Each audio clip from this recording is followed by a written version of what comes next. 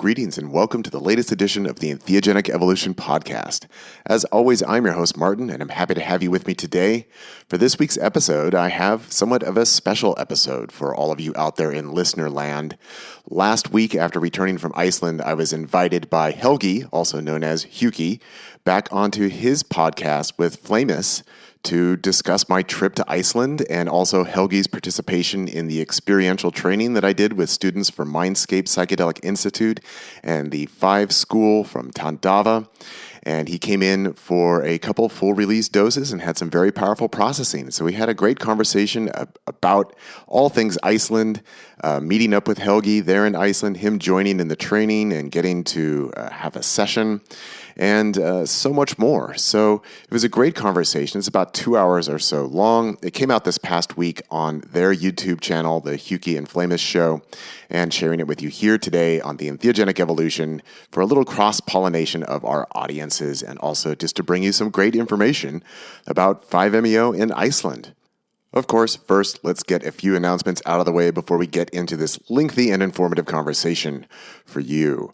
Of course, the big announcement is that the next round of my 5-MeO DMT Integration Specialist training course with Mindscape Institute starts in just a little less than a month from now. The first class is on March 4th, and it is a 9-week class, which is actually spanning 11 weeks due to a little bit of time off in the middle. But it meets every Wednesday afternoon from 3 to 5 p.m. Pacific time. Class is limited to 15 students, and I still have spots available.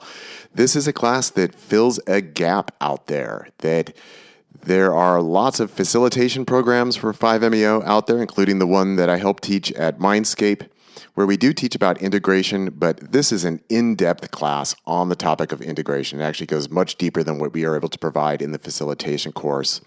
And it's just something that fills a need out there in the world. I know of lots of people who facilitate 5-MeO DMT who offer essentially no integration. There are currently numerous medical studies being done around the world that are working with people experiencing 5-MeO DMT, and they also offer no integration. And being an integration guide is a very different role than being a facilitator. And it's understandable that not everybody who facilitates is going to be skilled or interested in doing the hard work of helping people integrate their experience afterwards and providing the necessary aftercare.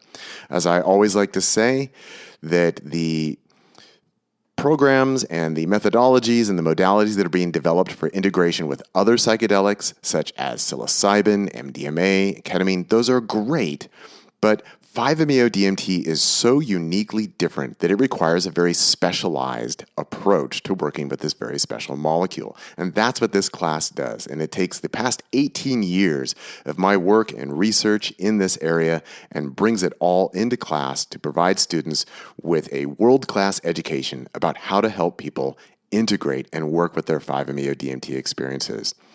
So, class starts on March 4th. There are still spots available, and also I now have 3 scholarship positions that offer $750 off the overall cost of tuition for the class. If you would like to apply, what I'm asking is for you to write me an essay describing your interest, your background, your need, and why you want to apply for this scholarship for this class. And of course, if you are a Mindscape alumni, you automatically get $500 off the overall tuition of the class. And I've got more information about the course up at martinball.net, over at nondualentheogenicintegration.com, which also goes over my integration services. If you are looking for an integration call, just stop by there. Or you can always just shoot me an email at martinwball@gmail.com about either an integration call or getting more information for the class. And if you are interested, I do have a copy of the syllabus for the course that I'm happy to share with anyone who'd like to take a look at that and just see what is covered within the class. And it has a day-by-day class breakdown of different topics, also the writing assignments, the reading assignments, the supplementary materials. It's all in there.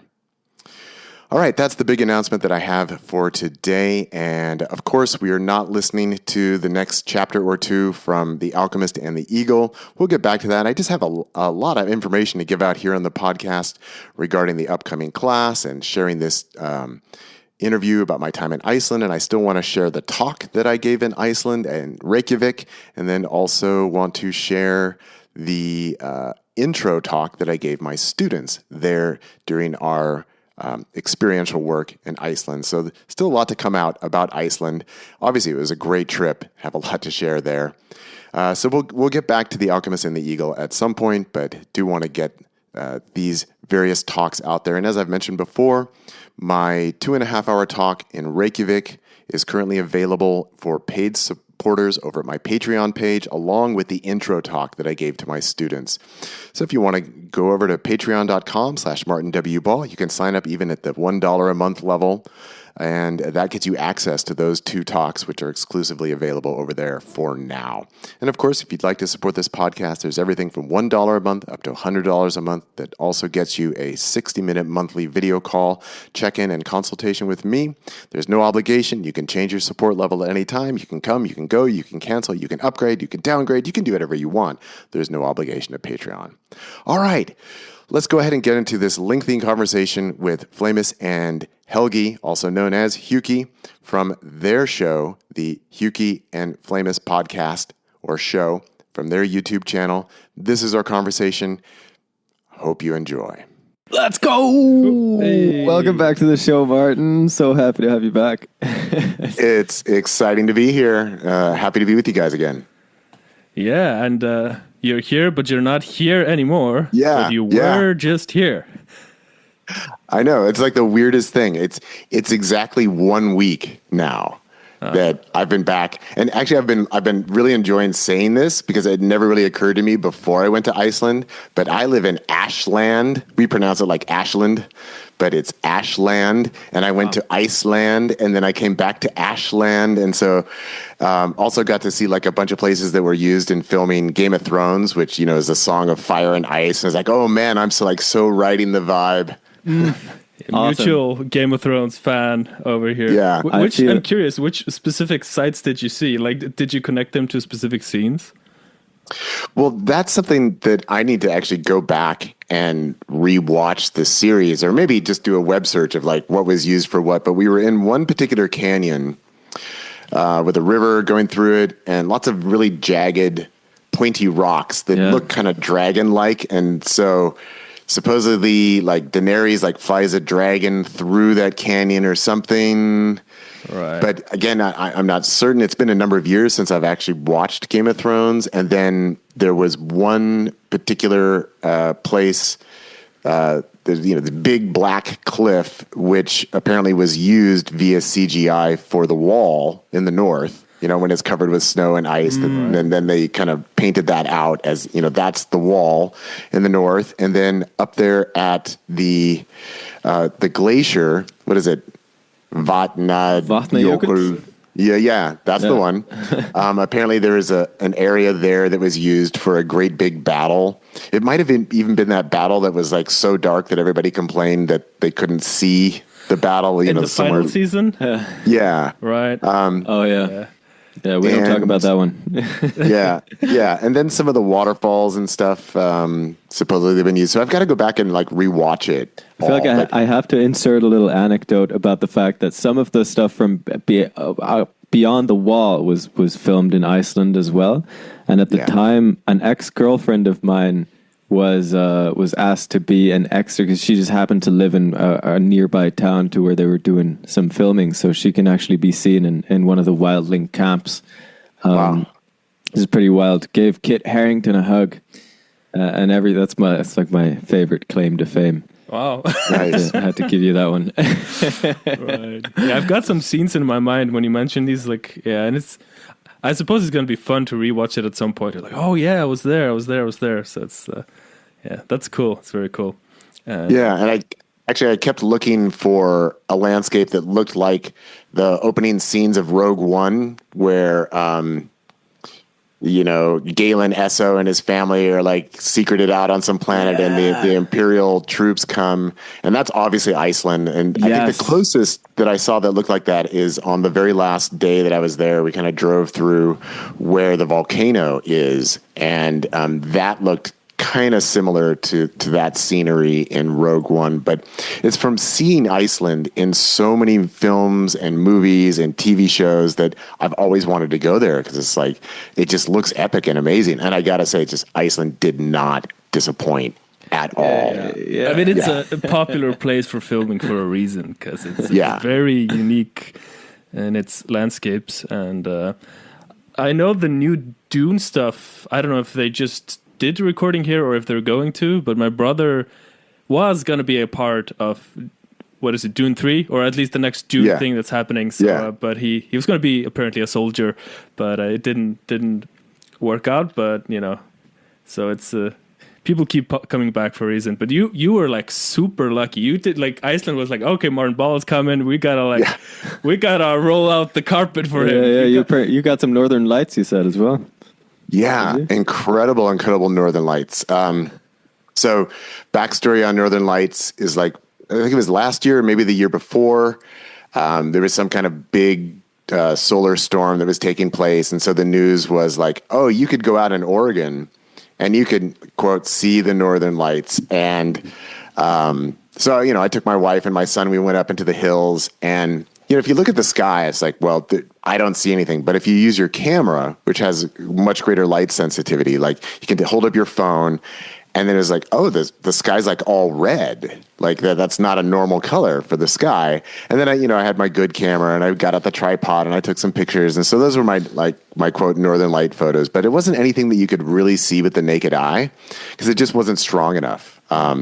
So I'm in Southern Oregon, just right across the border from California. So kind of like, if you put a line through the middle of the United States, that's about where Ashland, Oregon is, kind of midway between north and south. Right. But anyway, flying over on Iceland Air, I had a whole row. There was 3 seats on one side, 3 seats on my side, and there wasn't anybody else in my row on the airplane. And at one point I was looking out the window, I was like, what? There's a green cloud in the sky. I was like, oh, that must be it. That's the Northern Lights. So then I was running over to the other side and looking to the north, and I could see a lot more over there. So then I spent about an hour like running back and forth on this row of seats between one window and the next, so I could look, and tried taking some photos and videos, but it was through the plane window, so it was totally crappy and not worth it. But that was exciting. And then I've never had that experience, for the record, seeing Northern Lights from a plane. That's amazing. It was cool. It was before we reached the west coast of Greenland, because I could open up the screen on the airplane, and I could see where we were. I was like, okay, we haven't hit Greenland yet, and that was for about an hour and a half that we had Northern Lights on the plane. So that was really cool.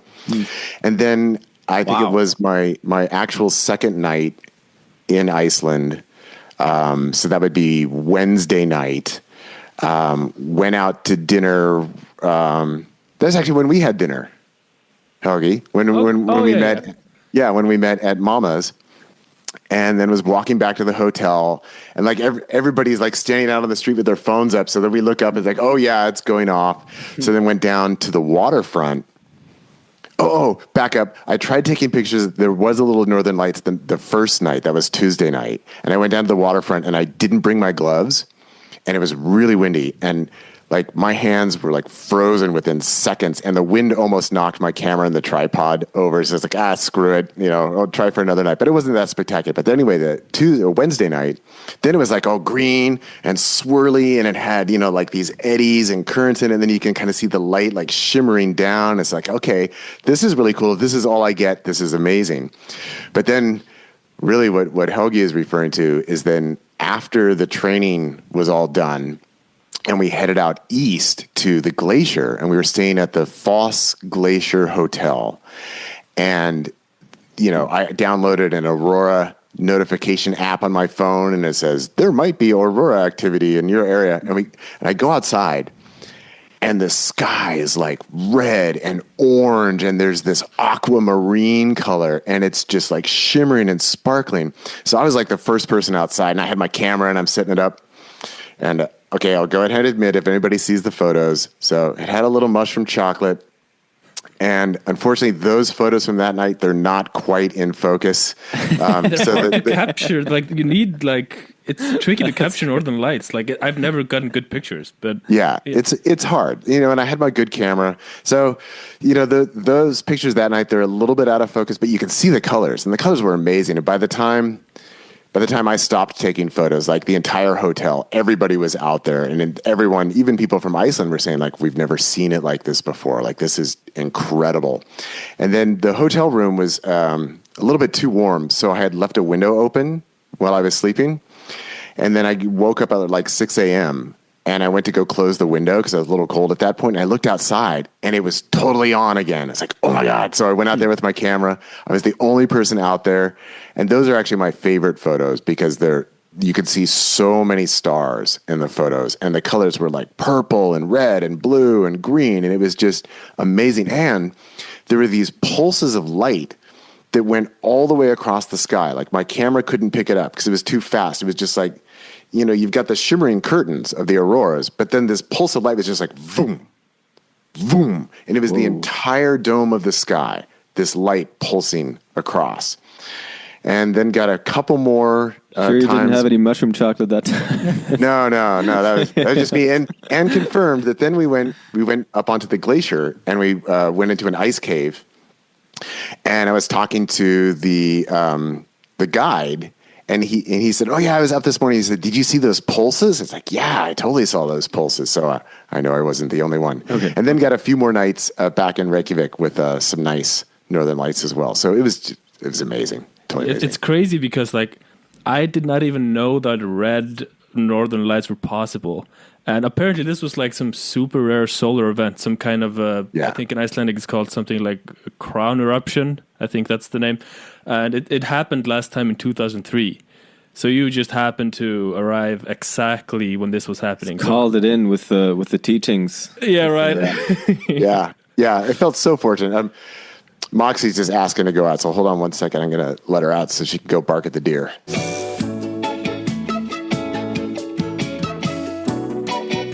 Yeah, so I guess just to kind of wrap that up is that it was spectacular and definitely fulfilled my dream of seeing the aurora and seeing the northern lights and getting to photograph it, which is really what I wanted to do besides just see it.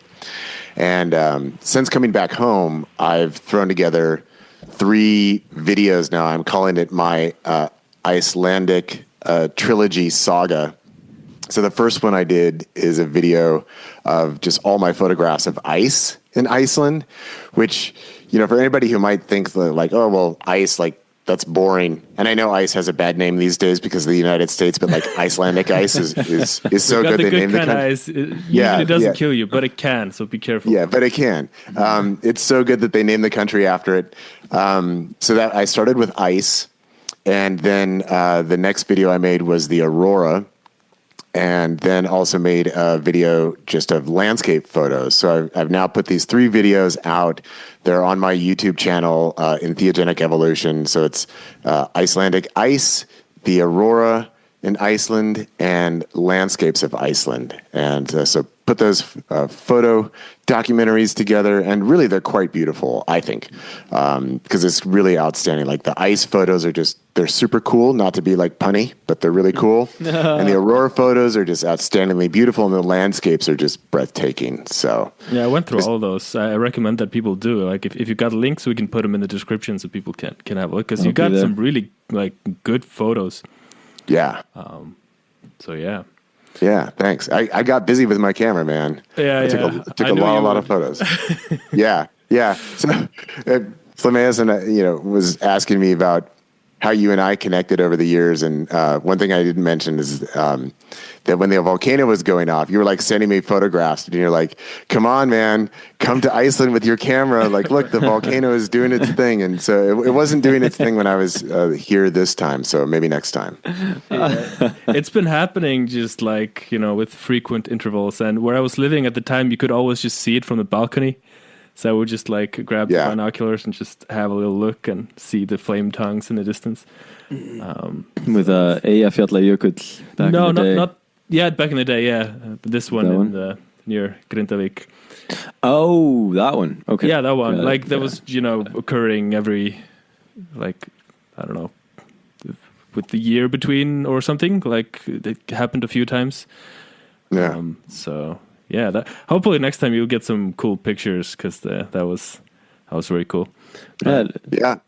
I'd love to photograph some lava. Yeah. Your main mission in Iceland was that you were brought here by people that were seeking your advice or training when it came to 5-MeO DMT. Yeah. Enough on the hobby stuff. Martin, 5-MeO DMT, what is it and how do we get paid for it? Yeah, well, that was that's what brought me to Iceland. Hold on 1 second. Moxie's ready to come back in. She barked at all the deer and chased them away. This will take me 1 second. So just...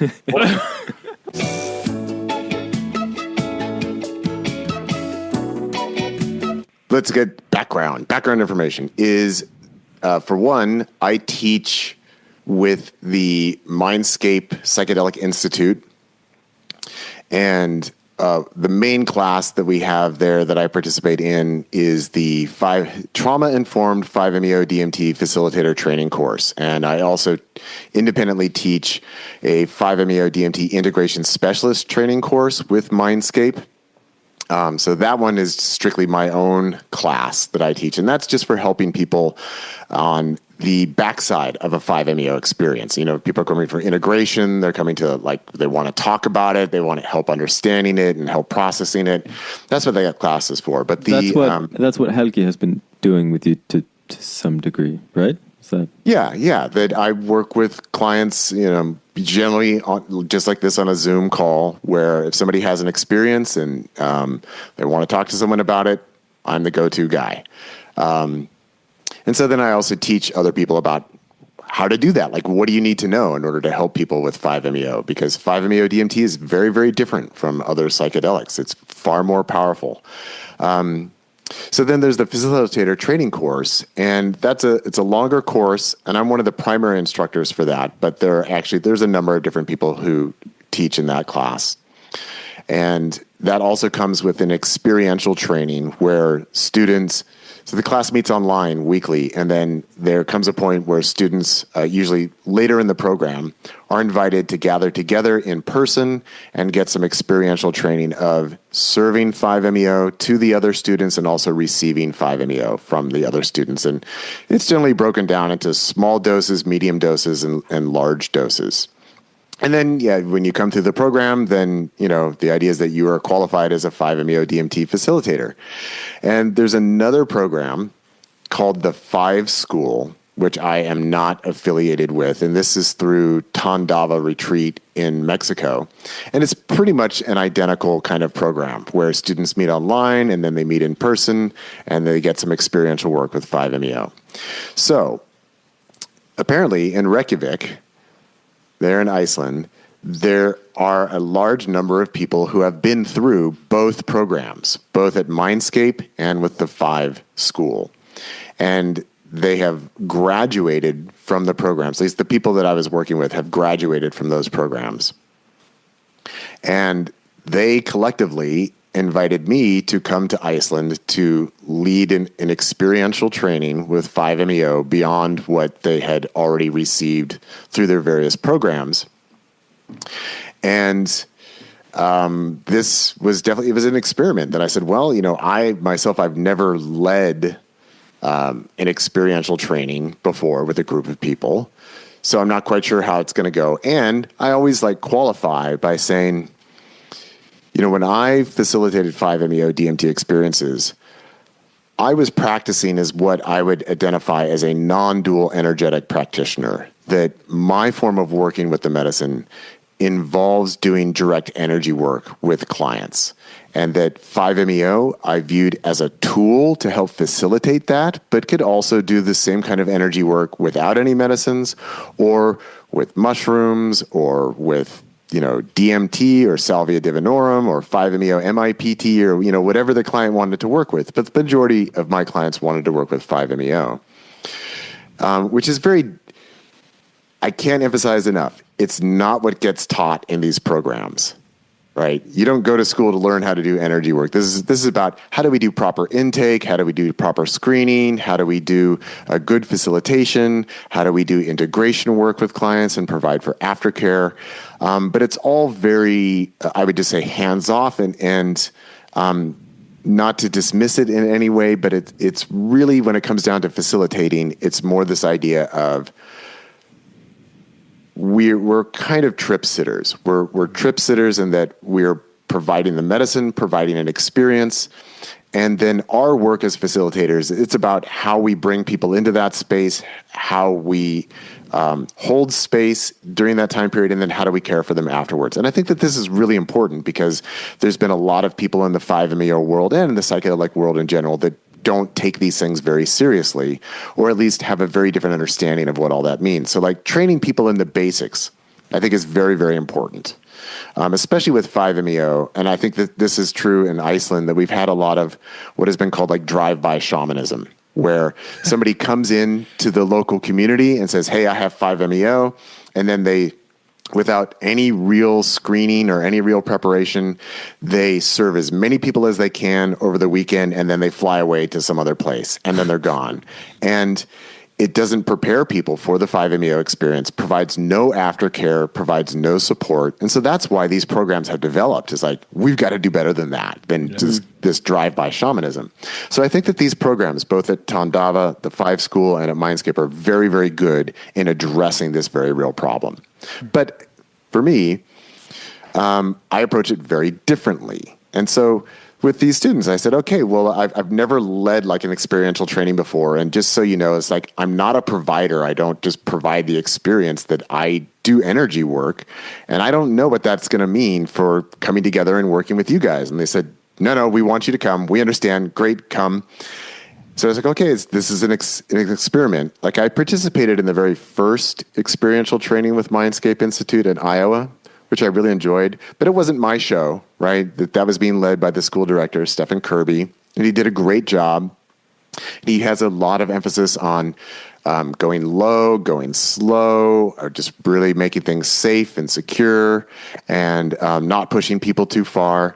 Whereas, I mean, just honestly, I'm kind of the opposite of like, let's go all the way in and find out what happens. That's more of my approach. And I have a lot of reasons for that, but it's just a very different approach. And also my practice was, I'm always consuming the medicine with my clients and then energetically working with them in that sort of synergistic, symbiotic state where the ego boundaries are dissolving and that we're working together as 2 coordinated units within this energetic exchange and energetic process. So anyway, the students all understood that, so that they brought me out to do that. And it was kind of fun that to start us off, I ended up giving them what I just called the talk, that I retired from actively doing energy work and facilitating in 2016. And so it's actually been almost 10 years since I had ever given anyone the talk. So we started with that. It's like, okay, I'm going to give the talk of what I used to tell people before ever engaging in the work.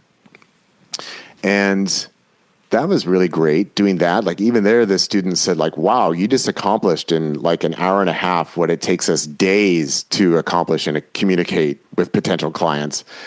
And actually one of the students recorded that. And so if anybody's interested, that is available over at my Patreon page at patreon.com/MartinWBall. For any paying supporters at Patreon can get access to that introductory talk. It's about sounds like an amazing resource, actually. Yeah, I think it's pretty good. And it was fun to give the talk. It's like it had been 10 years, but I remembered all my lines and I did all my bits. So that was great. And then we just got started by doing like low dose sessions. And then the next day we worked more on like medium dose sessions, but really leaving it open-ended. Like, this also is very important for me, that a lot of people who serve 5-MeO, they have very specific methodologies that they use, where for some, if you go for a quota session, they start you at a low dose, and then if you feel good, they move you up to a medium dose, and then if you feel ready, you go up to a high dose, and then you're done.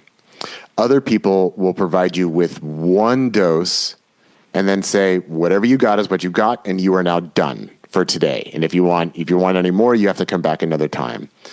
And my methodology is the idea that within someone's session, if we're pushing the boundaries, there's going to be a point at which a big energetic event takes place for that person.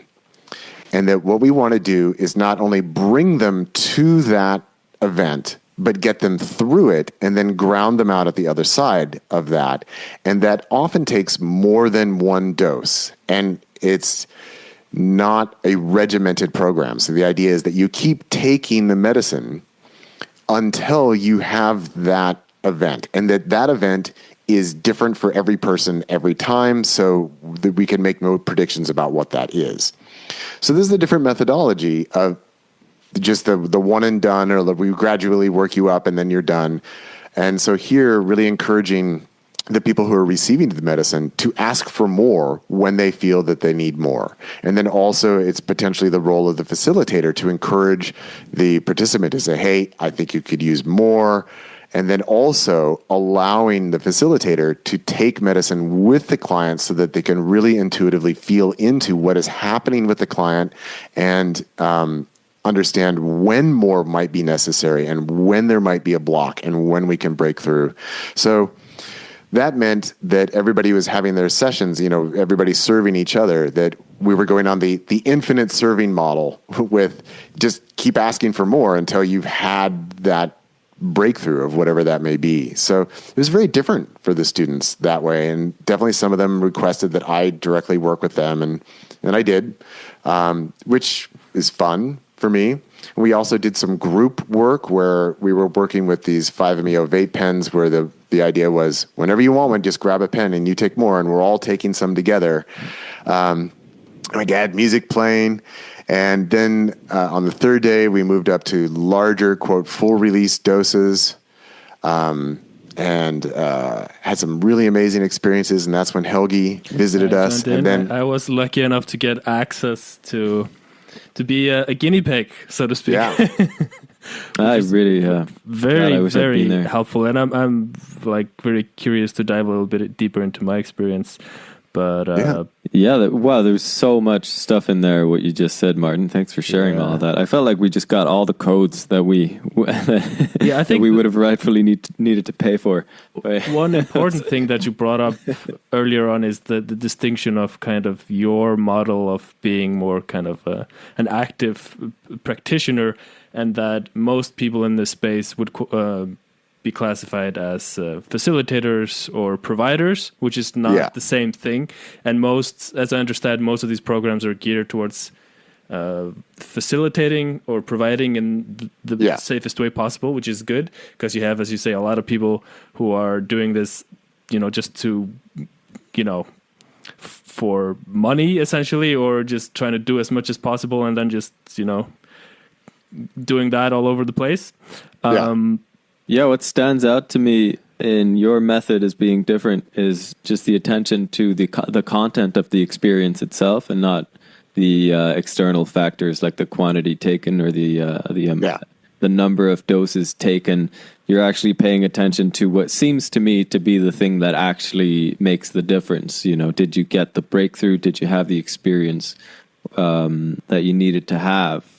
Or did you work through the blockage that you needed to work through to live your life with more ease and grace, I suppose? But a question came up for me. You said infinite doses model. Yeah. In itself is just hilarious said like that. But I wanted to ask, does it not, do the effects not dwindle, or do they not, like I know when you take regular old crystal DMT, then you can only take so many hits until it doesn't really do anything for you anymore, but is it not so with 5-MeO? No, 5-MeO, there is no tolerance that builds up over time. And that depending on when you take the next hit, it might piggyback on what came before. So you can kind of work up to a level and then step up from there.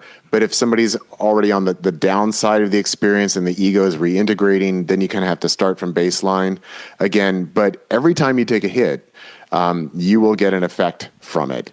And with the infinite dose model is just keep in mind, it's not actually infinite, but it's just going through, like, you haven't had the thing happen yet. And so there, just to make sure, like with the students and the clients, that there were a few times when I observed, like, okay, that person just had their thing. So I'd go over and I'd just tell the person who was facilitating, okay, if they ask for more at this point, just let them know that they're done. But actually, no one asked for more. Because this is another thing that I teach people, is like really paying attention to, when do I feel complete? And that when you feel complete, you will know it, and that you will know that taking more beyond that really is an indulgence and that it's not necessary. And so asking both the practitioner and the client to notice and pay attention to this, and that the overall objective of this is that not only does it make the session with the medicine profoundly more effective for the individual, but it also makes the entire integration process and post-session experience much, much easier for people, rather than, because quite frankly, what I deal with quite often as an integration guide is that people go through a 5-MeO experience, and for lack of a better phrase, all their stuff's been stirred up, but it's not grounded. It hasn't completed. And so then they're grappling with that in the days and weeks and perhaps months afterwards. And that they haven't really been taken all the way through the process within the experience, so that it leaves a lot for afterwards. And it just keeps coming back at them, in a sense. Whereas I find that in working in this capacity, people are much more grounded, and it's easier to integrate. It's not to say that that there aren't going to be like reactivations and reverberations and all kinds of stuff happening, because there will, but that it's ultimately easier because they've been through the hardest part of the work. Like, just to put it into this analogy that I use a lot with students, is that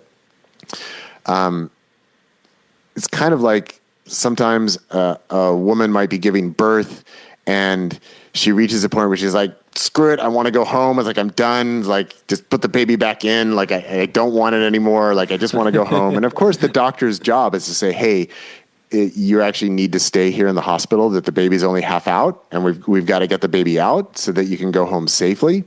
And that's kind of the model that I'm working on, is that when working with 5-MeO, that we have big energies that we're dealing with, and that we don't want someone to leave if their, quote, baby is only half out. It's like, let's get the whole thing out before you go home.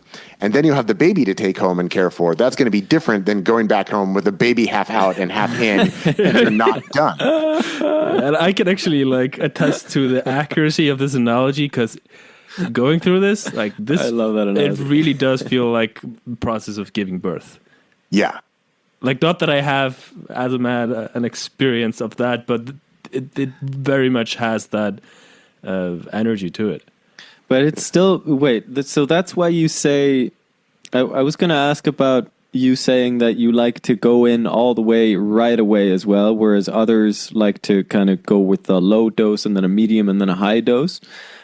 I'm not clear on exactly why that isn't a logical approach still. You know, it seems to me that you could reach that breakthrough by starting small and then going medium and then high, but you're saying that that's just not necessary, I guess. Not from the perspective of this particular modality. Now, again, for a lot of people who are serving 5-MeO, like, I don't want to discount this methodology, because I do think that it's good for many people, and especially for a lot of people who are essentially medicine providers, that it allows them to gauge their comfort level with the client and the client's comfort level and ability to trust and open up. But for my methodology, the idea is that your first large dose is what I call the diagnostic round. Because when we're working with a smaller medium dose, the ego is going to be very impacted by that experience, because 5-MeO is incredibly powerful. So even a small dose will present to the ego as like, wow, that is really, really strong. That's really powerful. But the ego is an incredibly resilient collection of energetic patterns, and it takes a lot of energy to actually effectively, thoroughly disrupt it and potentially dissolve it. So that's when we get past the threshold into the potential non-dual experience with, generally, it's a large dose of 5-MeO.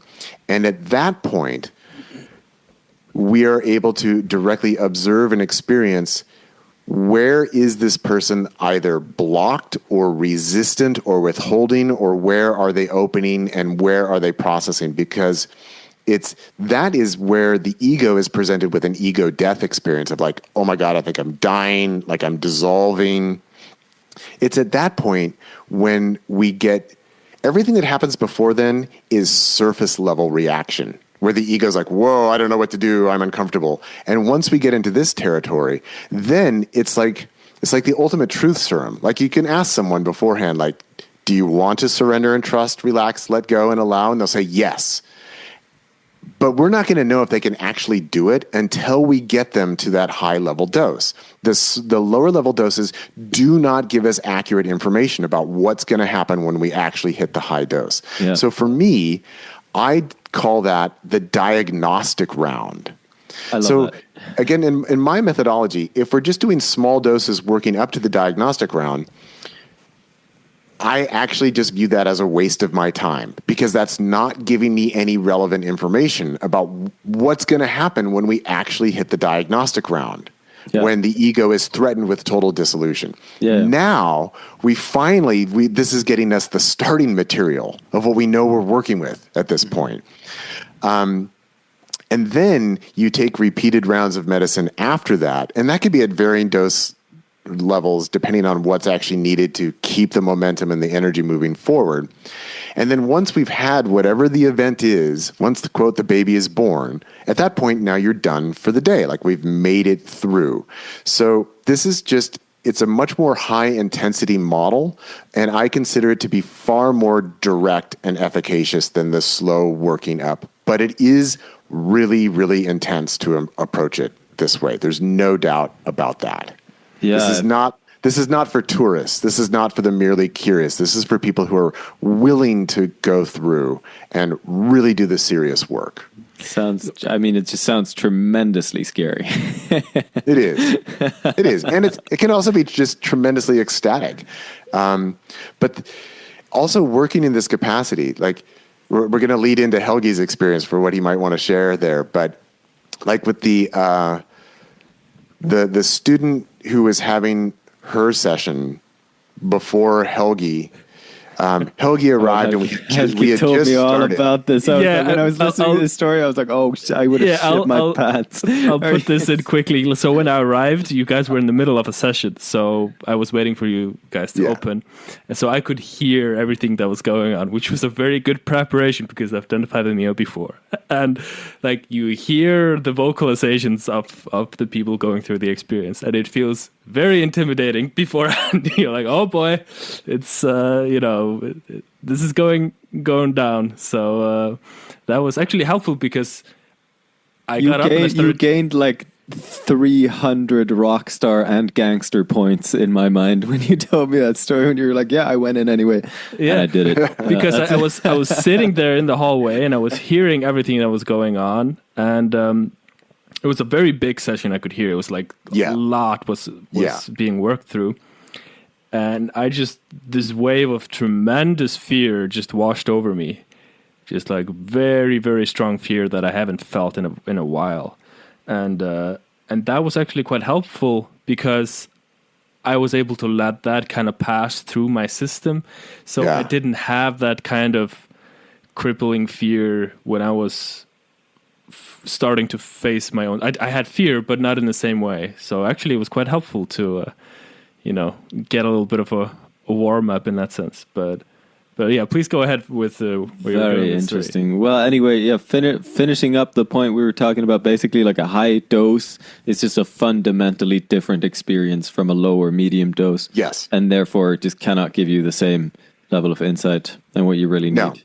No, it 100% cannot. And this is also where I do like to advise anybody who is experiencing 5-MeO that if you've only experienced low and mid-range doses, I do like to just remind people that please don't fool yourself in thinking that you know what actually happens with 5-MeO DMT, because you literally do not have any idea. Because once we get into the high dose range, it goes beyond what we're able to conceptualize. What I wanted to share with this experience before Helgi joined us was it was not the intention that I was going to be the facilitator for that I was going to be the practitioner who was working. But it reached a point where it got, as I joked with the students, I said, well, it went beyond your pay grade. And then actually the participant on the mat like pulled me in and said, I need you now. So I ended up doing some work with her, and it was super, super intense. And I mean, I knew Helgi was outside because I told him, like, yeah, just wait outside by the stairs. It was like, man, I wonder what Helgi's thinking out there. But it got into full on territory. You know, I don't want to share any personal details about that, just for the person who was experiencing that's for her. But it would just say that it definitely put me to the test of like, okay, can I do the work here with all of these folks? You know, I'm used to just working on my own.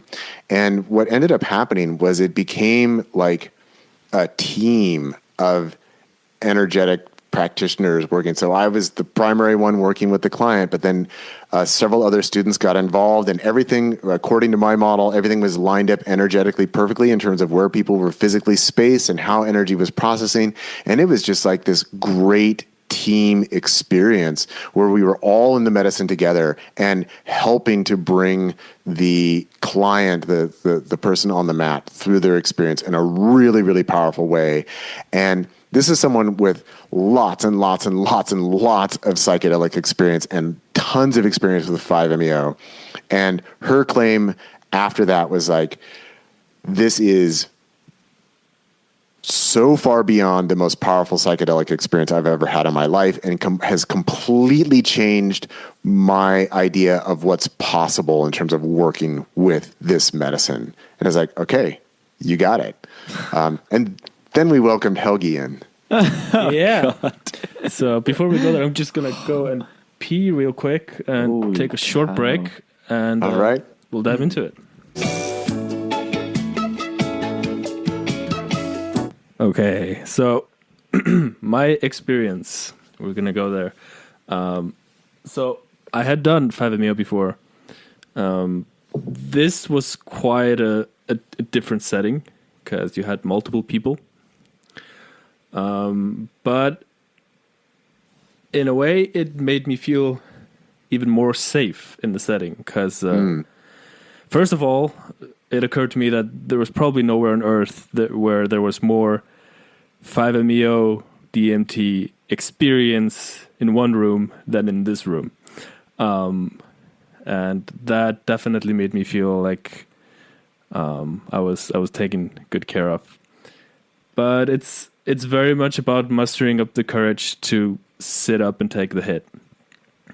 And it does take a lot of courage, because essentially it is the move of just the ego is willingly taking the dagger and stabbing itself in the heart. Yeah. Which is not usually what egos like to do. It's not, within the realms of... Not generally, no. No. It's actually kind of the last thing the egos want to do, but you do it anyway for your own good. And for anyone who has done 5-MeO, this will sound very familiar, but it comes on really fast and really strong, and it's very much like being hit with a tsunami of energy. And you can't really hold on. So it starts to work through you very quickly. And actually, it's quite hard to even form memories or concepts around the experience. It's different from if you would do an NDMT and you were to, I don't know, see some entity or some visual content happening. That's easier to conceptualize. Like, oh, I saw these colors and I saw this and this. This takes place so far outside of concepts in any way that it's quite hard to form memories, but there are still like it goes through phases. So at first, like, okay, this is being worked through, and here is the spot where you're stuck, and then it's about really, being extremely present with that, and then it moves on to the next phase, and then there's this release, and then at some point I was really deeply screaming. I guess the deepest, most healing moment for me was going through like releasing deep frustration and just these kind of deep primal screams.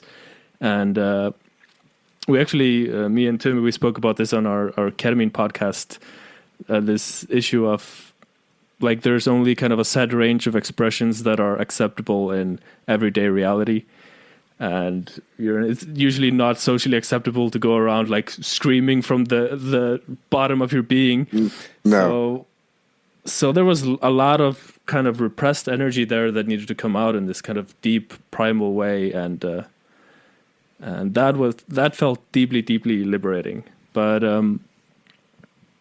then on the second hit, I've never experienced this to this degree before, but it really presented as like, you've done it this time. It's like, this is over, buddy. Like, there's no coming back from this. And it feels so absolutely convincingly real in that sense that it's like, this is the end. That can be quite scary, but it felt good to go through that. But I think it's still important to mention I did not go all the way into non-duality, and I've done essentially 2 different 5-MeO sessions with multiple rounds, and I've never gone all the way into non-duality, but I have with LSD. So I think this is kind of an interesting topic, and I've wanted to actually touch on this before with you, that it's could it be that for different people these different tools, for example, for one kind of a problem you may need a sledgehammer to break down a wall, or for a different situation you may just need a normal hammer or a screwdriver, because I've never been able to go all the way with 5-MeO DMT, and I'm wondering if it's simply just a matter of doing more sessions, because there's a lot of stuff to work through. It seems that it clears out all the stuff that's necessary to clear out before you're able to go all the way. So I'm curious about your take on that, because it's interesting to me that I've gone all the way specifically with LSD, but it has never happened on 5-MeO for me. Yeah.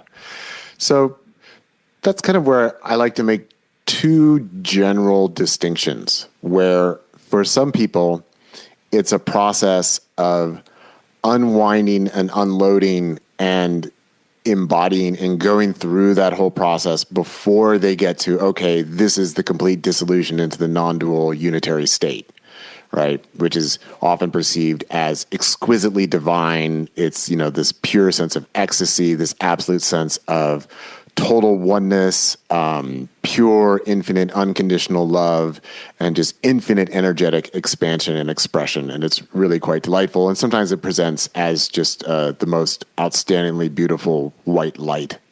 So that's the white light experience.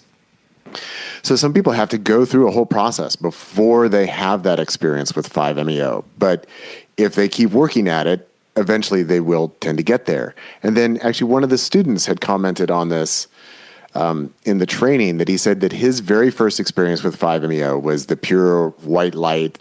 And he said, I've been trying to get back there ever since, but it's always just gone into other areas. And that's the other trajectory, that for some people, it's their very first experience. They pop all the way in. But then after that, it changes, because I do like to say, like, I hope everybody gets that experience at least once, but more than once is not actually all that useful, because we are embodied beings, and just going back into the non-dual white light state, I mean, it's great, but it's not going to help you necessarily as the embodied individual that you are. Like, that's really what we need to attend to, because we are in bodies, we are walking around in dualistic reality 99.99% of the time. And so that's really where the attention needs to be. And that's where we actually have agency to come into deep alignment with ourselves. Right. Wait, and so you essentially think it could be the case, in my case, that it's significant that I've had that experience before. So, yes. For example, so if I was visiting 5-MeO DMT as my first medicine, that, that trajectory may have been entirely different. So, and it totally aligns with what you're saying, that what I was going through was very much working on my personal stuff, or repressed emotion, repressed energy, stuff that needed to be cleared out of my body, stuff like this. That was all of it. It wasn't like, sure, there was the ego dissolution part, but it wasn't, the theme wasn't, okay, we're going all the way dissolving into everything. It's like, okay, we're working with your specific stuff. And I can also say that after the experience, I felt way better ever since, like, a lot more energy, a lot more clarity, like brain fog is really decreased. So, like, just for the practical purposes, not just the divine spiritual, like, that is also sometimes an understated part of this whole thing. A lot of people think it's all about just blissing out, but it's also all about, getting in there and cleaning out. The deep cleaning. Practicality. Yeah. And if I could just comment from the outside, and also I'll just share for the listeners that we had a team, male, female couple that were facilitating for you, Hewkii. And I just want to comment that I think that they did a great job, that they did their own introductory talk with you, which I thought was fantastic. Really spot on. Yeah. And then they were the primary ones working with you. But I took a hit right at the beginning and then felt like, okay, I'm going to come down here. So I actually was behind everyone, kind of at the foot, like way at the foot of the whole experience. And I was participating all the way along because I really wanted to do that to support you. And once I took a hit, I felt really drawn to, like, okay, I want to be there with Hewkii. And so your first hit, so also for the audience, we were then working with the argon gas lamp, right, which is a very effective means of delivering 5-MeO DMT, and it's very, very powerful. And we were dealing with, more intimidating. It's this huge lamp thing. It's like, take the hit. That monster hit. And you get to watch the piston go down. Right. And then, man, it's on. And so that your first hit, and again, these are really needed to be there. Goddamn. But the first hit was more of encountering the struggle and the resistance, and you were really processing that really, really well. And you could tell that, there's a lot lodged inside you that is uncomfortable and that needed to be expressed and embodied. And you really did a great job of that. And then it was when you took the second hit. I don't know if you even remember this, but you had, for a time period, immediately after taking the second hit, you were in a very free, liberated state. So your arms and legs were moving in symmetry, and you were kind of going up and coming back down. You were very physically active, and you were just woo, woo, and just expressing just an enthusiasm and a joy that was very ecstatic to observe and feel. So going back to what we were talking about earlier, about when is the person going to reach the point? Like, for Hewkii, that was it. Like, so the hit number one, that he went through a lot, and that's where. Oh yeah. See, fuck yes. Someone who doesn't understand this process, who's just a provider of the medicine, will say, like, "Oh, Hewkii had a big experience. That's all he needs for today." Whereas my interpretation immediately is like, "Okay, give him another because he's just getting warmed up."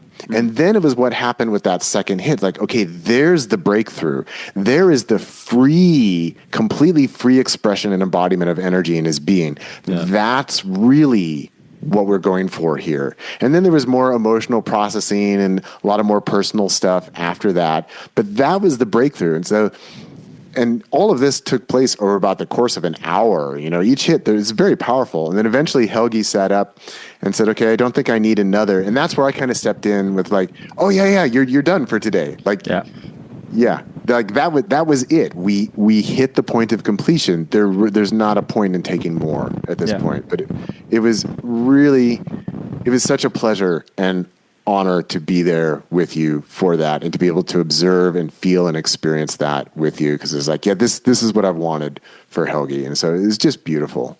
Yeah, it was the whole spectrum of experiences. I went through deeply challenging stuff, facing fears, and then deeply liberating stuff.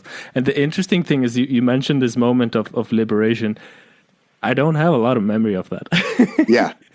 And I think maybe that's the point. I don't think necessarily it's not an experience in that way, like going and seeing a movie, and like it's about the energetic process. It's not about the experience, so to speak. Right. And the positive effects that's going to have on your being. So I don't feel like I'm missing out for not remembering. I mean, I have memories, vague memories of what happened there. Very much this kind of, oh my God. Yeah. No, it can't be. And then it's like, yes, it is. Yes, it is. That's what I heard. Yeah. Yeah. Oh my God. Are you Yeah. Yes. Yeah. And it just keeps going deeper and deeper into that, because like, yep, and more. Yeah, that's right. And you get a free car. You get a free car. Exactly. And you're 100%.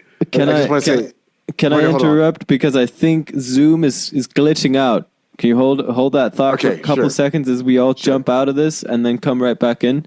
Yeah. Okay. Yes. Okay, I should let the audience know. So my computer has been running out of battery really quick these days. And I only have one USB-C cable, so I had to plug out my good microphone. I'm just using my laptop microphone, so I'm just going to excuse that. There may be some extra background noise. I'm going to try to mute myself, but I hope you can hear me okay. Yeah, you can. Okay, cool. You're good. Martin, all please. Right.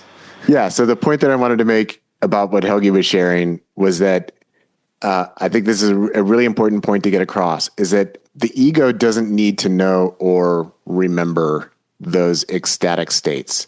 And what is more significant is that the body remembers, because no matter how mind-blowing this experience is, this is an embodied experience. This is something that is somatically processing in the body, that we hold all of our resistance, all of our fears, all of our traumas, all of our hate, all of our self-loathing, all of our doubt. We hold all of that in the body, whether we're aware of it or not. It's not a psychological phenomenon. This is an embodied phenomenon. And so when you let that go and enter into a freely liberated embodied state, which is what Helgi did in his session, the body remembers and recognizes that, because it says, wow, I'm free. My energy is completely open and I can express myself fully in this. So when Helgi is just like his pinwheeling and he's just woo, woo, that's exactly what that is the body is responding in a way that is very authentic to what it is feeling in that moment, that this is a act of liberation that is taking place in this moment. So then the conscious mind comes back later and it says, like, oh, I don't remember it. I don't have a concept. I don't have a memory of it.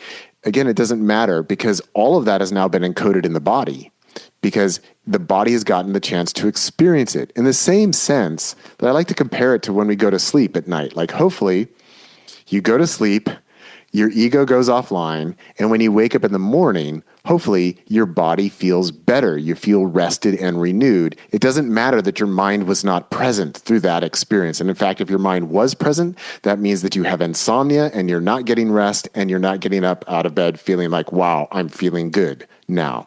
But when the ego gets out of the way, which is constantly trying to manage things and control things, it allows for this deep process and reset to take place in the body. And then the body feels better. And then the mind feels better afterwards because it can perceive there has been the release of deep-seated tensions and repressed energies within the body.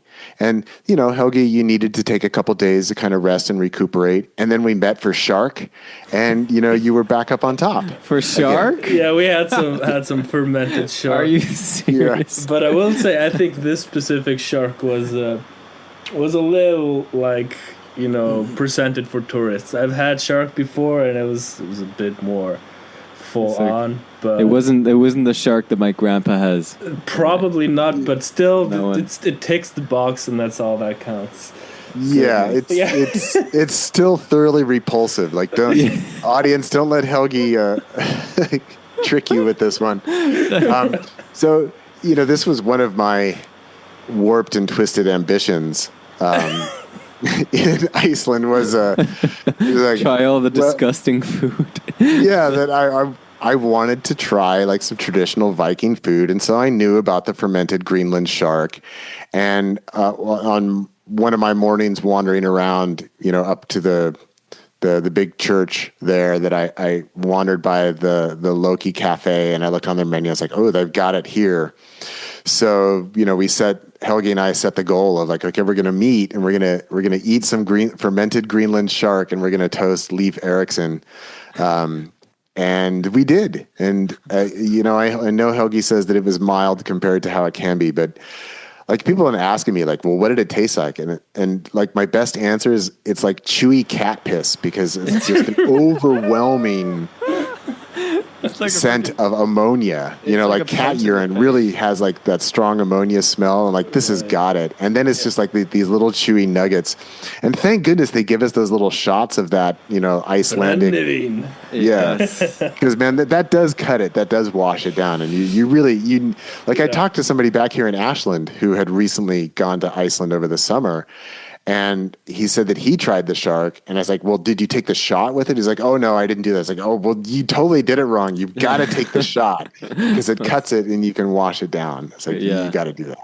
A shot of hard alcohol tastes mild in comparison to this stuff. Yeah. Yeah. Really, well, the traditional Icelandic food is not usually my thing, but honestly, that's because back in the day, our ancestors needed to make the food so disgusting that the bacterium wouldn't eat it. It's like right. Yeah, this is my gripe with this stuff, because like, yeah, I get it. Like, this is where tradition doesn't catch me. It's like, okay, like I get it that you had to do this back in the day. We don't gotta do this anymore. but it's still funny, and I gotta say, this shark, I actually quite enjoyed it in a weird way. But it's kind of like a, just for the experience itself. It's not pleasant, but sometimes an unpleasant thing can be just interesting for... Like a monster hit of 5-MeO. Yeah, but that's what I wanted to say before, is like, I think this is maybe a misconception that some people have about this, is that it's some kind of an experience. It's like some kind of an experience to chase. And for me, it's like 5-MeO is the least that of all the psychedelics, because for me it's all about practicality. And so I think maybe that's kind of a misconception that many people have, because DMT can be more like this, like, oh, I'm experiencing these machine elves and these other dimensions, and it's 5-MeO for me. It's not that. It's quite the opposite. Less psychedelic tourism. And just, yeah. Like for me, DMT, I consider that like high level entertainment. It's fun. It's cool. It's like, wow, look at all this totally weird shit I'm experiencing and all this crazy stuff that's going on. Whereas 5-MeO will challenge you to the deepest levels of your core and then present you with the opportunity to really transform and to really come into alignment with yourself in a way that I just don't see with other psychedelics. And it's monumentally challenging working at these high dose levels. And this is why a lot of people who facilitate, they don't go into these levels, because it's unpredictable. It can be scary, and it can be really challenging. And then especially for like the babysitting or trip sitting approach, what do you do with somebody who's having this major process and if you're not confident or know, like, how and when and where can I step in energetically to assist this person, it's really just like people are in this cosmic free fall, and it's challenging. I mean, it can't emphasize that enough. And this is also why I say, like, for people who are interested in working with it, is like, you've got to find a good facilitator. And work with them. Like, just don't try attempting this on your own. It's not safe, and it can be really destabilizing. And people. Make sure the facilitator you find, like, really kind of thoroughly vet them, and preferably get recommendations from other people. Yeah, because somebody can be well-meaning and, like, you know, competent to a degree, but are they all the way ready to help you with all the way? You know, and I really like what you said at some point, is that with a facilitator, you basically have to trust them with your life. And that's a high level of trust, and you gotta make sure that the person working with you is, you know, fully ready. I wanted to take it back to a thing you said, Martin, about how, describing Helki's experience on this. He had one hit that was difficult, and then the second one took him into a more joyful state. And the way I understood it, very put in a very, very short fashion, you want to get people to a point where they look like they're having a good time, essentially. Is that your cue that somebody has reached the point of the journey, essentially? Or what is kind of, how do you search for that? What's your cue? Where do you know? Okay, so this is a really nebulous area, and this is where we can't just put it into a neat little box or set of categories, because it depends on the person, and it depends on what their energetic process is in that very moment and experience. And it could be bringing them to a state of joy and ecstatic liberation, or it could be bringing them to a state where finally now they are throwing up all over themselves and then rubbing it all over their body.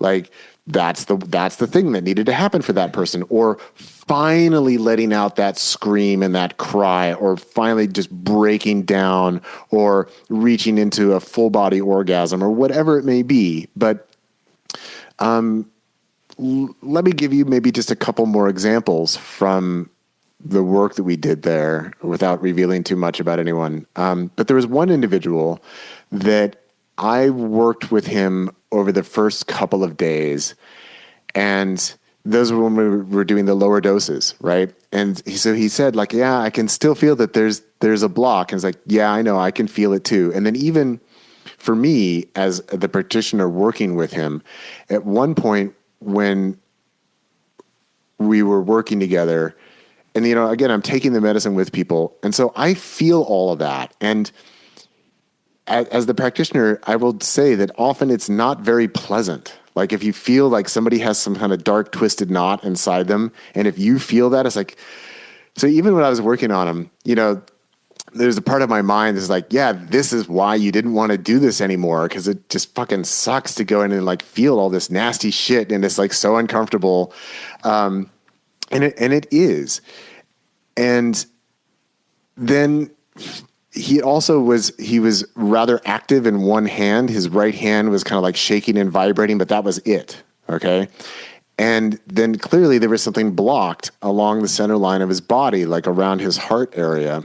And we had kind of opened it up a little bit, but yeah, he said, like, I can feel it's still there. It's loosened up a bit, but it's still there. It's like, yeah, it's still there. So then on the day when we were doing the large doses, he invited 2 of the other students to work with him. And he took a lot of rounds of medicine. He just kept going and going and going. And then finally he hit the point where now his, kind of like Helgi, but in a different way, his whole body started to move. It wasn't just the right hand. It's like now the energy is translating all up and down his body, and it's going all the way through in all of his limbs, and it was all the way open. And that's when, I mean, there was like a collective sigh of relief in the room. Like, everyone was like, like, that was it for him. Yeah. And it wasn't that he was in a state of joy, like as Helgi was, because he was going through something different. But Also, what I'm often doing is I observe people's abdomens and their diaphragms because that's where the pulse presents very strongly. And I could actually see waves go like down his abdomen of his pulse as things were opening up. And then once it hits that open point, then the pulse becomes smooth, the breath becomes even, and then the energy is freely distributed throughout the body. And so that's where that was one of the cases where I went over and I told the person serving, I said, okay, if he asks for more at this point, let him know that he's done. But then when he sat up, he's like, I am done. I am good. It's like, yeah, okay, that's the point. And so it took us several days to get there because we weren't working at the intensity level that he really needed in order to have that breakthrough. But that's where he got it, right? And then the person before Helgi, I will just share that there was a fundamental no that was lodged so deep within her being that it was fundamentally willing to kill her to not turn into a yes. And for her, we reached the point where she let go of the no. Wow. And that was really, really intense. This is what Helgi was hearing from out in the stairway, was this no being released. And I heard it when it turned into a yes. Yeah. And I heard the yes was, so this obviously became a very shared experience between everybody in the room. Yeah. And I could hear you were saying, yes, thank you. And this is what I understood. Okay, it's all good. But I think I arrived when this was kind of at the height of the difficulty. So that was quite a first impression for me. But I really felt like I went through that experience with you guys. Yeah. Especially as somebody who's energetically sensitive, like you can feel through a wall. Yeah, you can. Maybe not everybody would, but somebody who's done this before and somebody who's energetically sensitive, you can definitely feel when something difficult is being worked through. And I could very tangibly feel the relief afterwards. Yeah. So in summary, it's about just noticing when the blockage is gone and energy is being allowed to flow evenly through and out of the body, perhaps. It's like that. I don't know who said that quote. Like, I can't define pornography, but you know it when you see it. I'm gonna strangely enough connect this to teaching music one-on-one, which I do for a living mostly now. In-person music lessons one-on-one, mostly instruments, but a lot of the people who come to me to learn guitar, who are like beginner guitarists, they secretly kind of want to sing as well. And as an energetically sensitive person, or that's how I would describe myself, at least, and I think that's a fair assessment. I can tell, like you can really tell when people are uncomfortable about what they're trying to do in front of you as like the teacher, as like the authority. Like I got all my shit together. I know how to play all the chords and I can shred the guitar. And this person comes in and just feels very small in comparison, and you can really feel it. And like just that kind of element of working with another human being in a space like that. Obviously, I mean, working with 5MEO versus working on music skills is very different, but the human element of it still strikes me as very similar in that like what you were saying there, when you feel that blockage within the person, and as an energetically sensitive person yourself, it's like it's uncomfortable, when you see that they're not comfortable about what's going on inside of them, and you're just like, it can be a bit annoying, quite frankly, sometimes. You just freaking let go, just do it. What are you waiting for? Like, God, you are the only thing standing in the way of yourself right now. Like, what are you doing? And I'm not judging you. Like, I'm not here. I used to be at your level, for Christ's sake, So that was a funny connection to make. Yeah.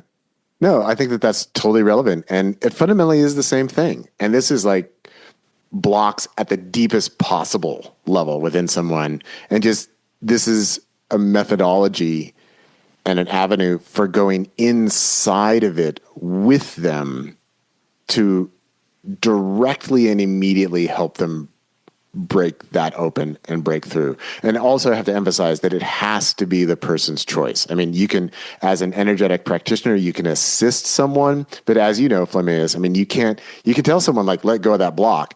They need to let it go. Like they have to do it. But if you can find a skillful way of getting into it with them, and here this is like direct physical contact of like, we're going to find it in your body and work it through together. And, part of my opening talk that I would always give people is, my non-dual take on it is I'm literally just another version of you over here. So you don't need to be self-conscious in front of me. You don't need to hold back. You don't need to perform for me, and know that my body is available for you to use as needed to help see this process through. And I will be with you every step along the way because I actually am you, and we're going to do it together. All right? You ready? Let's light the pipe. Let's go for it. Yeah, I mean, I wish, teaching music, obviously, you're not in the kind of position where you've got somebody coming to you to expressly, they've got the intent of going into the psychedelic realm, and it can be... So this is actually the new domain. You gotta, weave together 5-MeO DMT, like, okay, we're going to get the blockages out of the way, then you're going to sing. This is requirement, part of the deal, part of the contract. If you want to do one-on-one with me on the guitar, 3 monster hits of DMT or however many it takes for you to have your breakthrough. And, yeah. Well, that actually is something that shows up spontaneously for some people on 5-MeO when they do have a breakthrough. So connecting to the voice is a very important part of the whole energetic embodiment and expression process. And people go through phases where they speak and their voice sounds very, very different as they're speaking. And then some people do spontaneously break into song, like people who say, I never sing, or I've never done that before. Like they might just start singing or chanting or toning. And so it is part of that process for a lot of people. And even... a lot of people are shut down in this area because they get used to telling people what they think other people want to hear, or they are constantly editing and censoring themselves. And so you get a lot of energy that releases through here where people are like gagging and choking. And then finally like, oh, I'm able to breathe. Like I wasn't able to breathe and now I can speak and I couldn't speak before. So it's all tied together. It's because it's all energy, right? It's all the same thing. And where we create our own limits for ourselves, where we have taken something in from outside and say, yeah, I'm going to hold myself back. But it's happening so fundamentally in all the layers. Like the voice is a very strong one for me, and I think for probably most people, because there's very strong kind of social conditioning that's placed on how you're allowed to express yourself. But it's like it's sexually, it's emotionally, even ways you're supposed to think. Like social conditioning is such a strong thing for basically everybody, and it takes so much work to deprogram that stuff so people can actually just feel free to express themselves. Yes. And it runs so much deeper than we think. And it really gets revealed in the 5-MeO. Just wow, like all the ways I've been told to be and have not allowed myself to be. And it seems to come out more explosively the more repressed that particular thing has been. So for me, I remember the most explosive thing was this screaming. Yeah, we talked about that, man, on the phone the other day, about how you've not allowed yourself to express yourself through your vocal. I mean, because I'm a guitar player also, so like I've always been more the silent type who's let my fingers do the talking. But even now, I'm starting to experiment a little more with singing, and we have all these kind of,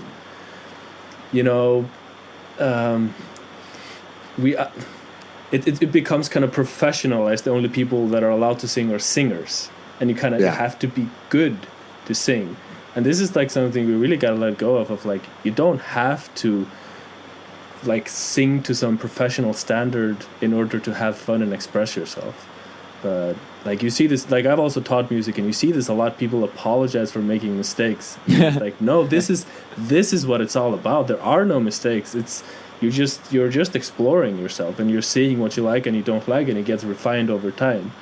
But I think this kind of stuff runs very deep, and it's interesting to see the parallels between music and because it's fundamentally it's all expression, and social conditioning is acting in the same way on both fields. Yeah. And I was like, the thing that I found so relatable, Martin, when you said that it was hard for you as the facilitator to feel the darkness within the person you're facilitating the ceremony for, because that's like fundamentally the biggest reason why I come home exhausted after, a 5-hour block of teaching straight. Yeah. It's just like, it's just all this dealing with human beings and their insecurities is just like, it just takes a lot out of you when you're sensitive to it, It's so, yeah. I mean, you must have had some ceremonies, I don't think you like that word, do you?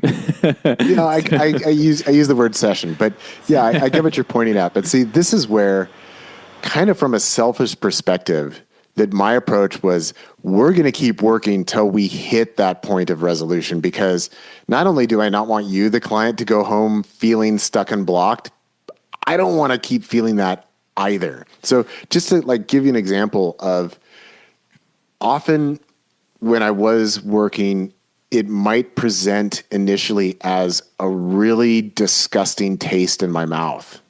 Like, I'd take a hit with the client and then just oh, that fucking tastes awful. Like, this is something really nasty here. And then when we finally hit the breakthrough point, again, whatever that may be, that because it's different for different people at different times, then all of a sudden there'd be this taste of sweetness in my mouth. It's like, oh, that is so delicious. And so my goal was, as long as the client was willing, we would keep going until we hit that point. And that's just one way that it might manifest. But the idea is, we're both going to leave here feeling better. And now, I did have a couple clients, I practiced for 7 years. And I did have a couple clients that really ended this session, in my professional opinion, prematurely, because they were scared or they were nervous. But other than that, I'm really happy to say that this is why clients came to work with me, because they knew, Martin's going to stick with me through thick and thin until we reach this point of resolution. And they saw value in that, even though it was intense and sometimes yucky and messy and hard. So that, because people would always ask me, well, how do you not get residual, energies, residing within you from this work? It's because we just saw it all the way through every time. So it's we clean the system out, and I get to experience that as the practitioner as well. And so again, it's a little bit selfish. It's I want to take you all the way through, and I'm going to go through with you, and I'm going to make sure we're going to come out clean, because I don't want any of that crap myself. I mean, fair enough, honestly. Right. Yeah. Well, there's one thing that's coming up for me now. I don't know how much more time you have, Martin. We don't want to keep you too long, but I got a bit more time. Yeah. Okay. So there's something that came up for me very interestingly now. Something I learned in psychology class a few years ago was exposure therapy, and they were using the example of people with arachnophobia, fear of spiders. So they were kind of demonstrating these two different paths that were used. One of them was kind of gradual exposure therapy, where you start with looking at pictures of spiders, and then you can hold the spider in a glass cube, and then you can have a small spider, and then you can have a bigger one. And I was seeing kind of the analogy now of kind of the people that start with low doses and work their way up. And then the other route they were teaching us about was the flood therapy, where essentially somebody with this kind of fear would be lay down and a bucket of spiders would be dumped on them, and their fear would just completely spike. But what would happen is that then the fear would gradually decrease, and they were better afterwards. So this is how it was presented, and I'm kind of curious.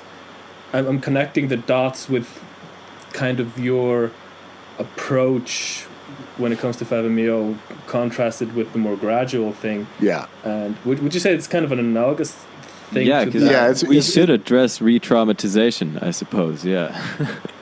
Yeah. For the potential.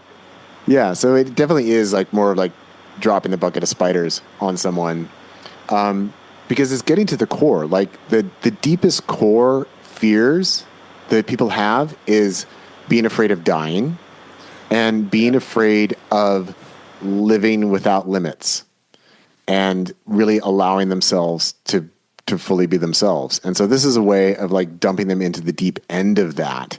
And that this is where, yes, if done incorrectly and without this attention to getting people all the way through it, it can be traumatizing. And so this is another area where I deal with a lot of people on the integration side where their 5-MeO experience was traumatic. And it's often compounded by facilitation that doesn't know what to do with someone who is going through an experience like this and doesn't know how to assist in actually providing the breakthrough. So that's where the breakthrough is very, very important. Like, again, it's got to be someone's choice to willingly, okay, dump another bucket of spiders on me. It's got to be their choice. But as Hewkii is sharing here, that is the potential that, yes, that anxiety and fear may spike, but then if you come out the other end, it can be like, I don't know what I was ever afraid of. Like that, I had this whole fear, but now that I've been through it, I don't know why I was afraid that way. So it's very important that people not be left in the fear response or in the trauma response. We've got to see them all the way through so that the experience lands properly. And again, this is very advanced work ultimately.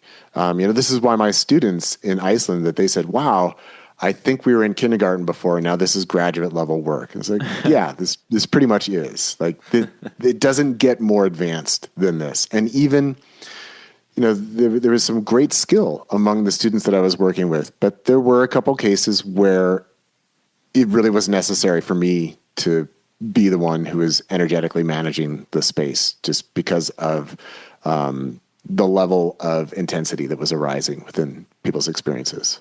But I'm so curious about this because it seems like you have a very fundamentally unique approach to this, and I don't really see many people that do the whole practitioner approach to this. Like it's very rare that there are people that are doing this in the same fashion as you are. So I'm curious, like, why do you think this is such a rare thing for people, or do you expect this to emerge more now with time, that you're going to see people working in a similar way to yourself? Or so what's the reason? Well, I think there's a lot of reasons for that. I mean, the first is that the process that I went through of opening and energetically reformatting with 5-MeO DMT, that I have not seen other people who have gone through at the same level that I went through. And I don't mean that as a brag. I'm just trying to give just my perfectly honest assessment. And I know that this can be hard for people to hear because people think like, oh, that sounds very egotistical, but I've gone farther with it than anybody else that I know of on the planet. That's all I can tell you.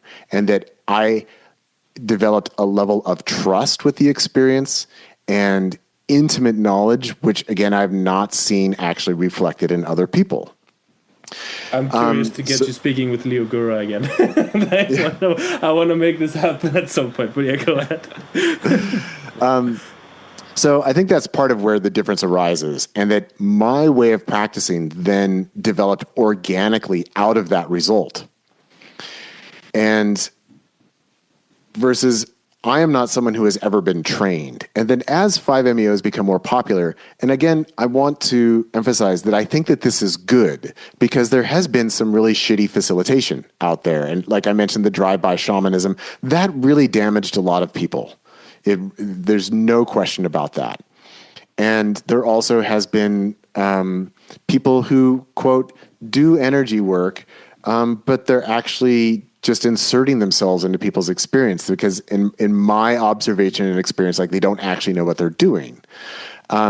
So this model, especially as psychedelic therapy has become more mainstream, the idea is, look, we want to provide safe, consistent, practical ways of administering these kinds of medicines and just keeping people safe all the way through and really making it professional. I think that that's valuable, but the limitation is that it doesn't allow any room for somebody who actually is a skilled energetic practitioner to have any kind of agency or any means of participating in the event without being labeled as some kind of ethical violation.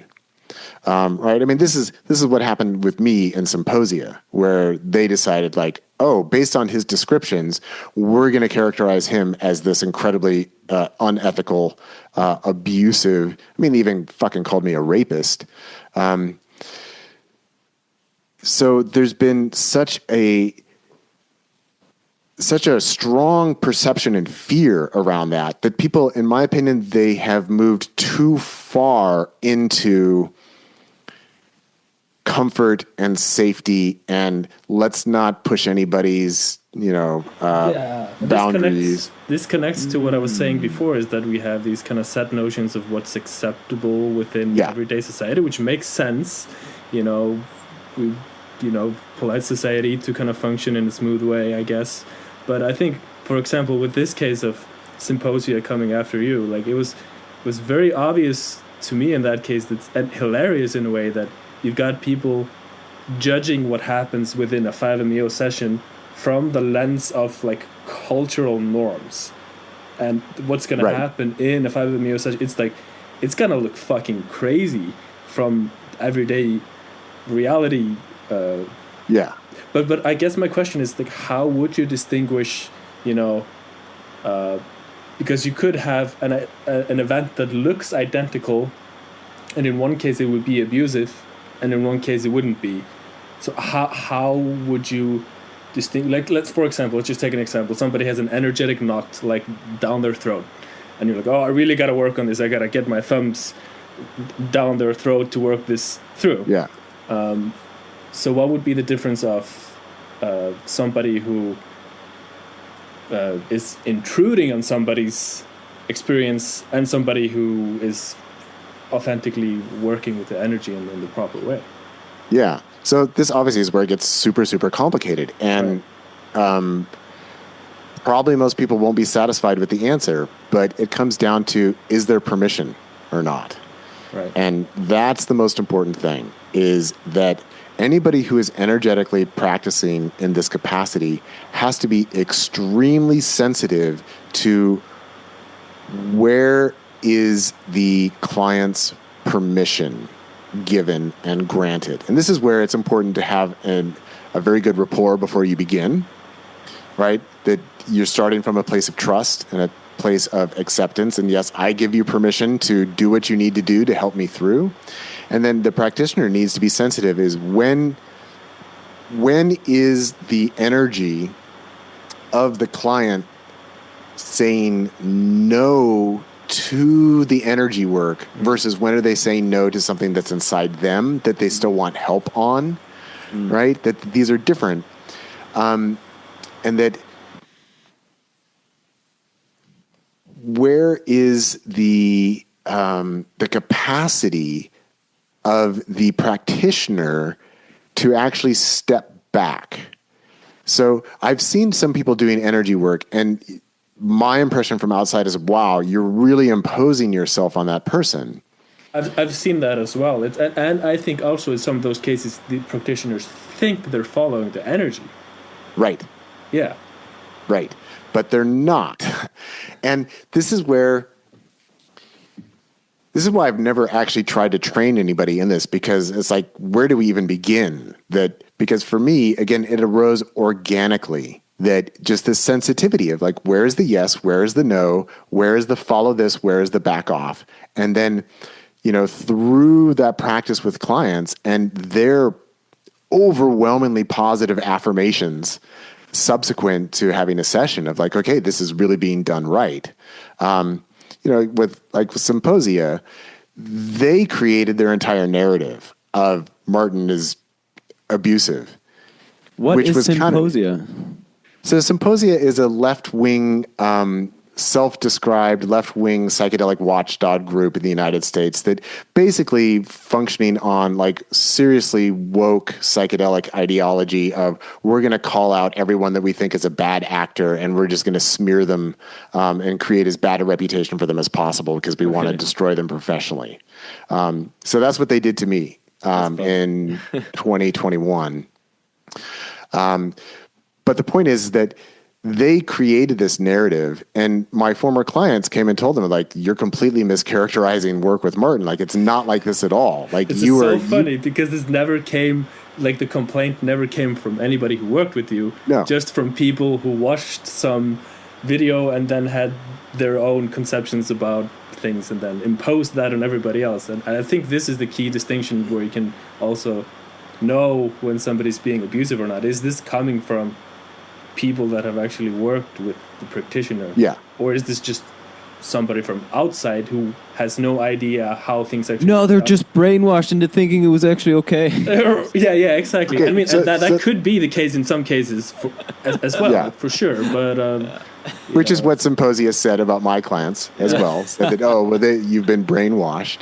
All of them. but I think that that's an important distinction. Like there are psychedelic facilitators out there in the world that have been accused of wrongdoing, and that those are complaints that have been made by people who have experienced that firsthand. And I think that that's something that we do need to take very, very seriously. I am not one of those people, but Symposia made it seem like I was. But this is hard to teach, and that anybody who is willing to learn this, I think they've got to be open to a lot of feedback from their clients and then also from other skilled facilitators, people observing them. But it can be very difficult that watching a 5-MeO session from outside is very, very different than the experience from inside. And that we really do need to rely on people's internal accounts, which is challenging because, like we were talking about, that it can be hard to remember everything. It can be hard to recall what actually took place. But it's a sensitive issue. And this is why I've never really attempted to teach anyone my particular methodology and why I haven't seen it reduplicated.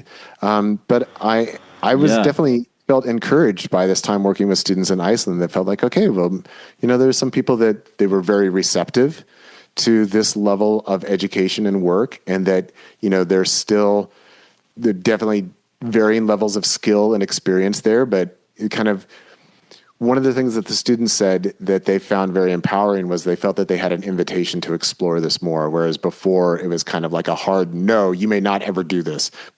And that's one of these ironies of these facilitation programs, or just modern psychedelic facilitation in general, is that we're putting a lot of limits out there about what you can and can't do and what's proper and what's improper. And I understand the desire for that, but we're dealing with things that are really out of the box. Yeah. And events that are not fit within the realm of normal and regular social interaction. And that I do think that we need to allow a certain level of flexibility and a certain level of allowance for people to experiment and not just jump on someone because they're not just taking honestly a very passive role in people's experience. And that's also the MAPS protocol is like no directive actions may be taken on the part of the facilitator, versus sometimes as a practitioner, I do want to tell someone you need to breathe now. Mm-hmm. Versus in MAPS, that would be considered a violation. So that's why I won't ever work for MAPS, and they won't ever have me work for them. But wait, okay. So you say you wouldn't teach, or you haven't considered teaching your method of facilitating 5-MeO sessions. Wait, but I'm curious though, if I may jump in, that okay, I'll hold on to this one. It doesn't sound like it's even a method. So I'm starting to understand that it's not necessarily that you developed some kind of set of protocols to follow. That, like, to draw another music analogy, it's kind of like, in classical music you get the sheet and you play the sheets, but in jazz you're kind of encouraged to find your own voice and improvise, and nobody can essentially teach you how to do that. Right. So essentially what you're talking about is like you don't have a method, you just know intuitively how to do this through your own experience. So everybody else that's attempting to do this needs to go through the same process of figuring out for themselves. Yes, and how, like, I felt like a logical question in that vein would be, how the heck did you get where you are? What was your process? Oh boy. So, I mean, it's honestly, it's too long of a conversation to have right now. So here's the short answer. Being infinite. So this is what I do. Like, when people ask me that, I say, okay, well, you can read my memoir, Being Infinite, an entheogenic odyssey into the limitless eternal, a memoir from ayahuasca to Zen. And this tells the story. Because this is what happened when I was doing this work. And, I wrote, like, my book, Being Human. I had so many of my clients and so many people ask me, like, how did you learn all of this? Like, where did you study? And I told the story so many times, I was like, okay, I'm just going to write it down. So I wrote it into a book. And so that's the answers then. As you can see, it's a good length book. But is it available on Amazon, on Kindle? Yeah, it's on Amazon, Kindle, audiobook. It's all out there. Being Infinite. Being Infinite. Okay, I'm on it. And it has to go, because it's the story of me. So it has to go back to childhood. And then, like, the real action starts about halfway through the book. But you have to tell the whole story in order to tell the whole story. But yes, that it's more of a capacity that I developed, or I should say I discovered that I had this capacity within myself. I didn't know that I had the capacity, but I discovered it, and then I accepted it and I trusted it. And that I can communicate, look, these are the basic guidelines for how you do the work. And that's where in books like this one, Entheogenic Liberation, I spell out, here's all the ways that the ego interacts with 5-MeO DMT. Here's all the kinds of experiences. And then here's how you actually work with it. And I do lay out some of the groundwork for doing this kind of energy work and kind of recommend people apply those principles to themselves and bring those. This is where, if people read my books, even if they're working with a facilitator that doesn't know anything about my approach, they can apply the principles themselves and they can start to work from there. And so that's what most people do. And then, I've had facilitators who read the books and they try and apply the principles as well, but not at the direct level that I was doing. But that's where, like, I've tried to share, like, here are the basics. But other than that, it's a deeply intuitive and it's an embodied process, and that you need to have gone through a process similar to mine in order to reach a point where you can actually do it at this level. So that's why I don't think it is. I don't think it's fundamentally teachable. It's shareable, but it's not teachable in that sense. In other words, it's jazz. It's jazz, man. It's jazz.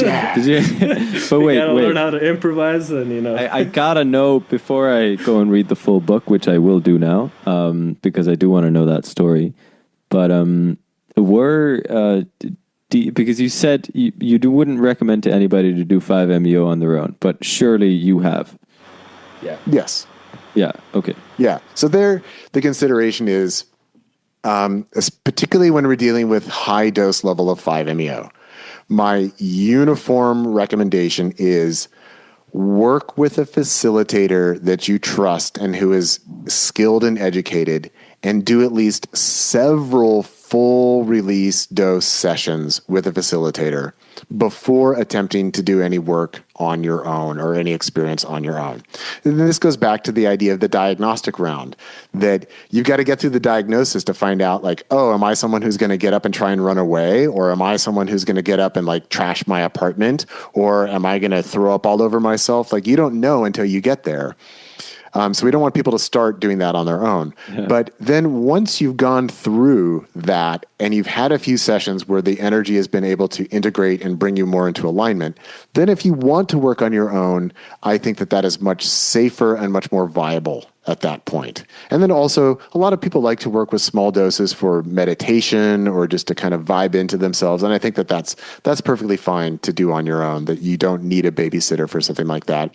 But even if people are working on their own at high dose levels, even there, it generally is recommended to at least have somebody else in the same house with you. Maybe they don't need to be in the same room, but it's good just not to be doing it all on your own, because you never know when you are going to hit a point of, whoa, this is beyond what I thought I was prepared for.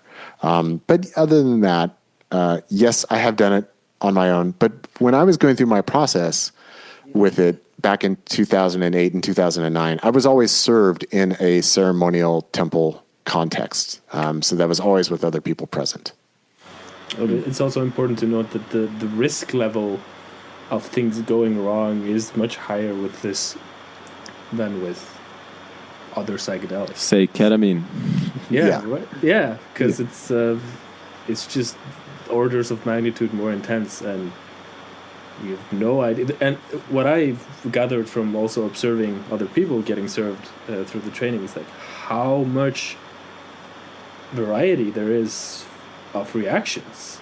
Yes. Like some people just really know how to take it, and some people like their body resists and starts thrashing around or moving around or standing up, and it's like, wow, like this is not, and this is I guess why it's so hard to come up with any kind of method or protocol, because it's every situation is so uniquely different.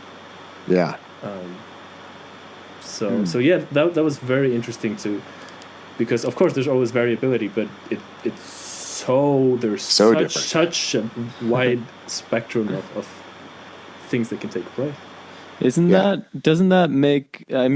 kind of true for facilitating any kind of psychedelic session, that it would be hard to come up with a standard operating procedure for a situation that might come up?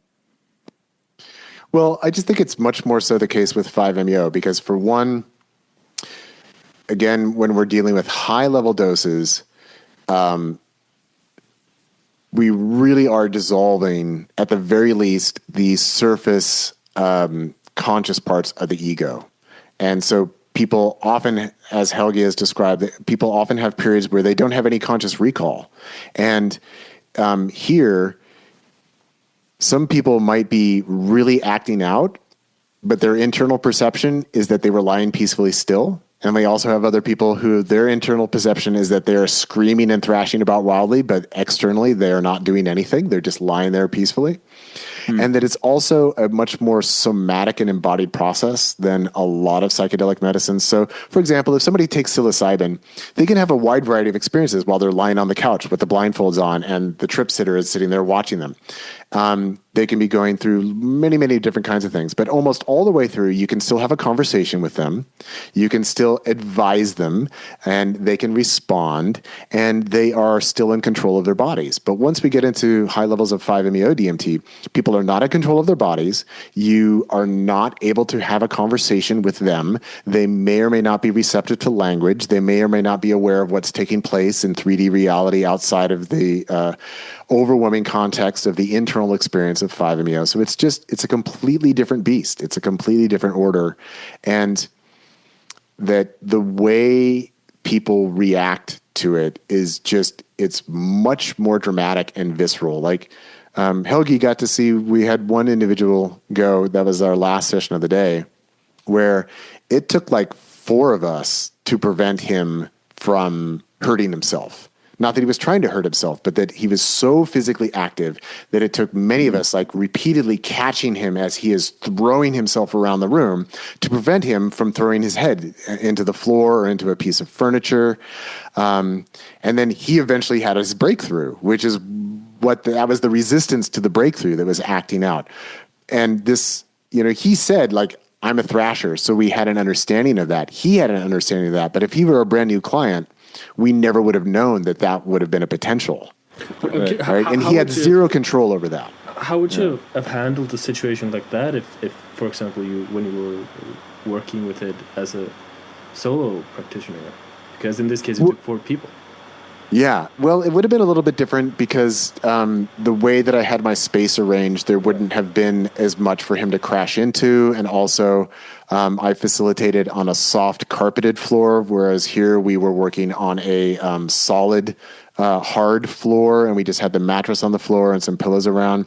So people actually could like land on my floor and they wouldn't hurt their head to any great capacity. But here, this was definitely like, oh, I've got to catch her head as it's coming down to the hard floor right here.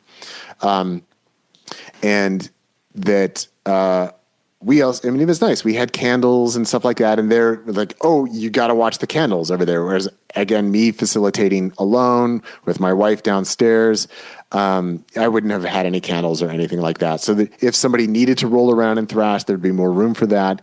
And then there's also the possibility of just like pinning somebody down on the mat, just to keep them safe.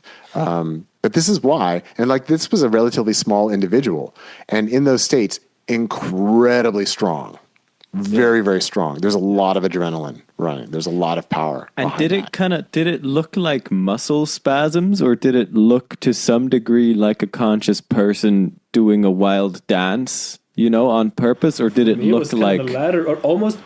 For me from the outside, it looked very much like oh, my dog is crying, he needs attention, but it looked kind of like a mix of both, I guess. Because it looked involuntary. It was like it was not it was obviously not kind of a conscious movement in that sense, but it wasn't like a spasm at the same time. I'm asking because I remember having I remember doing some DMT breath work right here on this couch, actually next to this table right here. And I was sitting right where I'm sitting right now.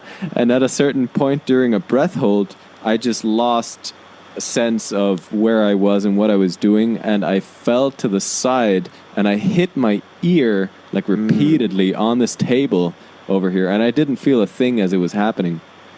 And I didn't even really notice what was going on. But I had... I was sore for like a week after. I really, really mashed my ear into the table pretty hard there. But I think that would have looked more like a spasm than any kind of conscious movement. I don't know. Yeah, so that's something that's possible. Also, kind of dance-like moves, those are possible. And just twisting and writhing in the energy, convulsing, tremors, again, full body orgasm, rapid vibrations across the body. All of these things are possible. And most of them occur without any conscious awareness on the part of the person who is demonstrating these kinds of things. Which is another reason why, don't do it at home alone, because you might end up hurting yourself and not doing that you're hurting yourself. And sometimes, like you mentioned with your ear, sometimes what the body is looking for is a boundary and it can't find it. And then when it finds a boundary, it's like, oh, there's a boundary. Yeah. Oh, yeah, there's a boundary. I found it. That's exactly what it was like. Yeah, but you are not consciously choosing that, okay? So whereas that can occur with other psychedelics, it's more rare. Whereas with 5-MeO, this is normal. This is like part of the process that we need to expect these kinds of things to take place, and often very, very dramatically and viscerally. It's not like, oh, you had a little event. It's like you just had the biggest event of your life that just took place right there. So it's just orders of magnitude beyond. Sometimes I bring up this story. I know a guy who hurt his head accidentally from falling on ketamine. And ever since then, he had like a leather helmet. That was like his ketamine helmet. So every time he did ketamine, he's like, gotta put on the helmet. Anytime you see him with a helmet, you know. Yeah. He's getting ready. Well, hey guys, at this point, I do kind of need to wrap it up because I got to do some stuff and then take Jaden to his basketball game. Sure, yeah. I mean, this feels like a very natural point to end the episode. Martin, thank you so much for everything, for coming here and for sharing your wisdom. This was invaluable, truly. Well, so super stimulating.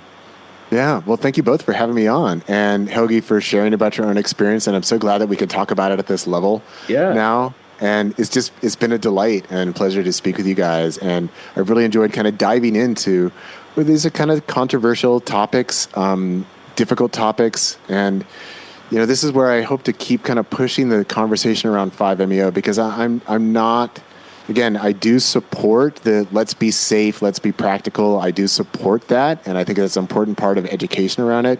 But there's so much more that's possible, and I think that's where I always want to keep pushing the conversation. Yeah, you don't just want to have the helmet on all the time. Sometimes you gotta take the helmet off. There's more to explore, but the helmet definitely has its place because you have the drive-by shamanism that's hurting a lot of people. So let's start with the helmet, but there's definitely more to go, I guess. Yeah, awesome. Well, great pleasure in that case to get to be a part of you pushing the conversation in the direction you want to push it in. Thanks. Yeah. All right. Let's go. Well, thanks for having me on, guys. Yeah. Take care. Until next time. Take care.